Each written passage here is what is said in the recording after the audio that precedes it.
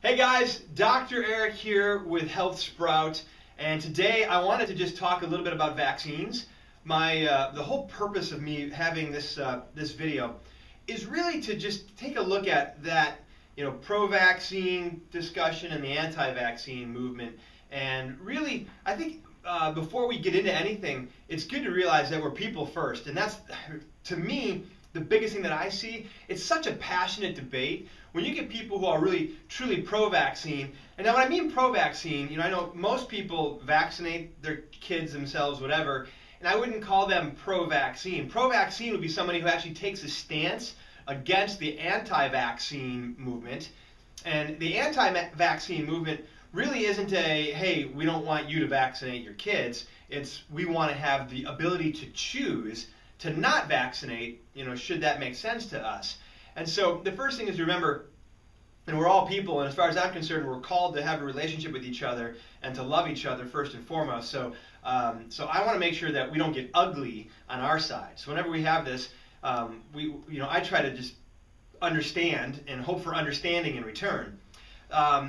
So there was this thing with Jimmy Kimmel, and I'm thinking that a lot of you may have seen it. If not, just when you're done watching this, turn around or pause this and Google search Jimmy Kimmel vaccination, and you'll find the video clip of this thing where he had some medical doctors come on, and instead of him having medical doctors come on and give any kind of argument, all they came on and did was they said things like, well, I'm a doctor, and then they started calling people like me stupid.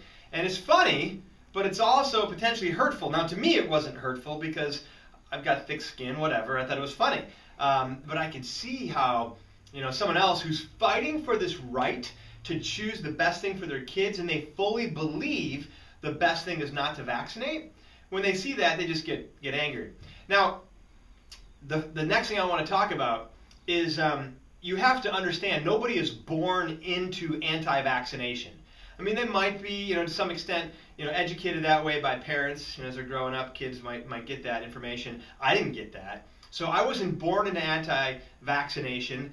It came down to me to make what I thought was going to be the most important choice for my kids as babies than any other choice I had made. So even now, with my children 10 and 7, to me the choice is less as impactful as it was for them as babies, but still one that to me is a big deal.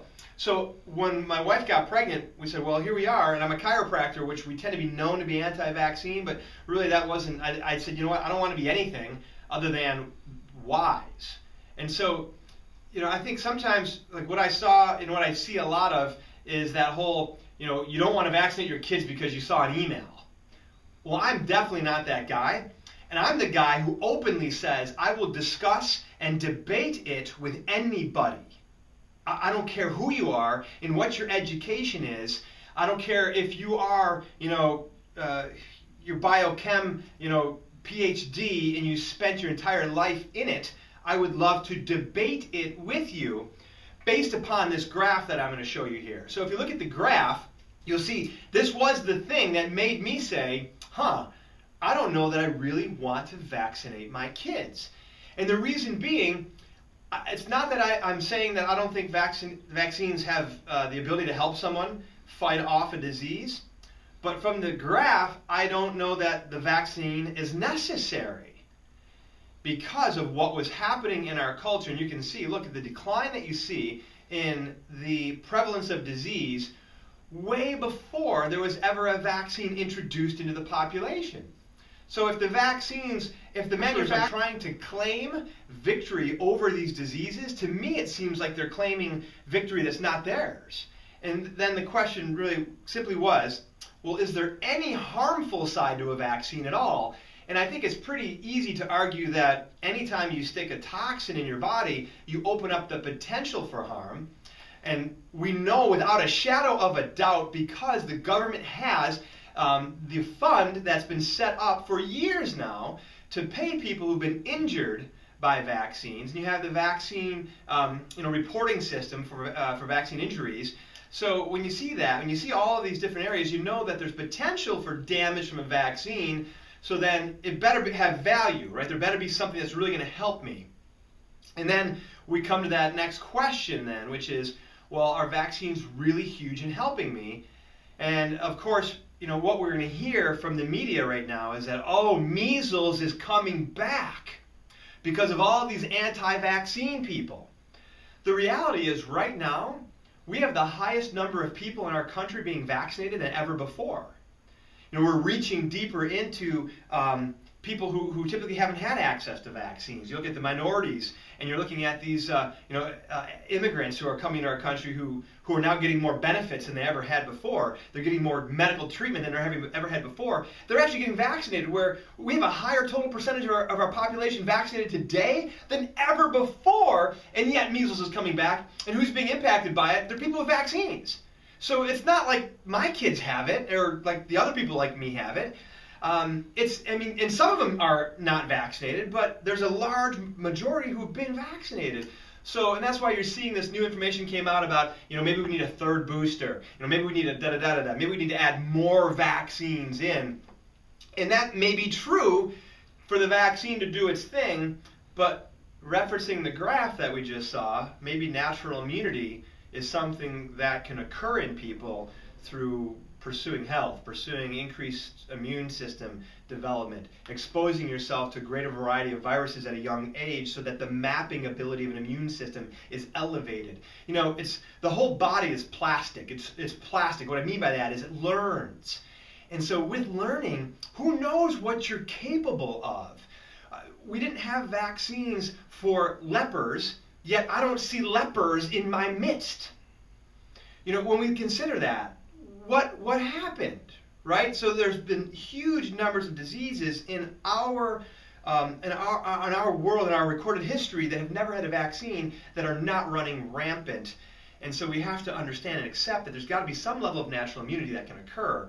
And if we really want to, pursue that, then maybe we need to change something with the way we take care of ourselves.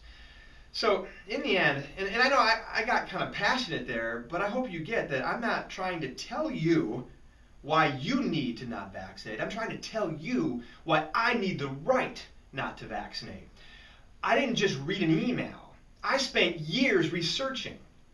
And the one thing I have yet to see, I've yet to see ongoing research that compares the antibody titers levels in the blood of people like my kids and the unvaccinated population compared to the vaccinated population. And if there's one piece of evidence that Merck would love to have, and I use Merck because they've done a whole lot of bad stuff. You just Google Merck lies and you'll see all sorts of fantastic information there.